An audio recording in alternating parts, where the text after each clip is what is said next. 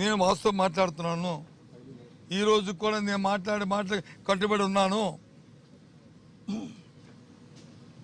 దయచేసి కానీ ఇక్కడ సాంప్రదాయ ప్రకారం ఇది మీకు నాకు వ్యక్తిగతం కాదు, ఇది ప్రజల సమస్య. ప్రజలకు కావాలి దీని మీద వివరణలు, ప్రజలకు తెలియాలి వివరణలు, వివరణ వాస్తవాలు ప్రజలు తెలియాలి.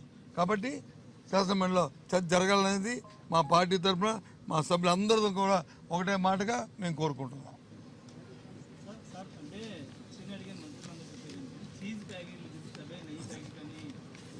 సరే నాకేం తెలియదా అమాయకుండా? నేనేమి చూపెట్టాను? హెరిటేజ్కి ఇందాపూర్కి ఉన్న ఎస్టాబ్లిష్ ఇంకో చూసుకోండి. ఈ ప్యాకెట్ మీద చూసుకోండి. హెరిటేజ్ది ఇంకో ఇందాపూర్ తాలూకు పేరు కనిపించట్లేదు, చదువుకోండి అని చెప్పాను తప్ప నేను అమాయకుడిని కాదు. అంత మోసం చేయవలసిన అవసరం చంద్రబాబు నాయుడుగా అంత అడ్డగోలుగా మాట్లాడి మా తత్వం నాది కాదు. నేను మాట్లాడకూడదా?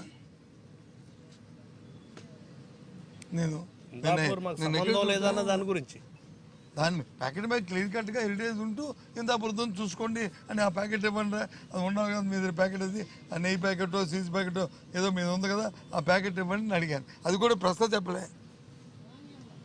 అడిగే అది చూపెట్టాను మీకు, అది చూపెట్టాను. ఇందాపూర్ తయారు చేసింది హెరిటేజ్ ఇదని చూపెట్టాను.